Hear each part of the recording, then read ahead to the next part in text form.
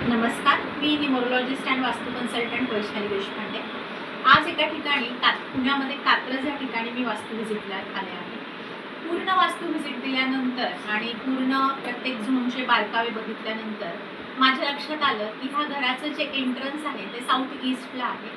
South ईस्टचं entrance हे पैशाचे problem किंवा आपला जो आपण पैसा कमवतो तो ह्या त्या मार्गाने निघून जाणे, त्यानंतर ॲक्सिडेंटचे प्रमाण, घरामध्ये क्लॅशेस, साऊथ ईस्ट झोन जर एंट्रन्स असेल तर हे दुष्परिणाम जाणवतात। त्याचप्रमाणे ह्या घराचं जे एक टॉयलेट आहे ते नॉर्थ ईस्टमध्ये येते आणि एक टॉयलेट आहे ते साऊथ वेस्टमध्ये येते। तर ऑब्वियसली ह्या झोनमध्ये टॉयलेट जर असेल तर ह्याची रेमेडी केलीच पाहिजे। अशा विविध उपायांसाठी तुम्ही लवकरात लवकर माझी भेट घ्या, तुमच्या वास्तूमध्ये चांगले बदल करा।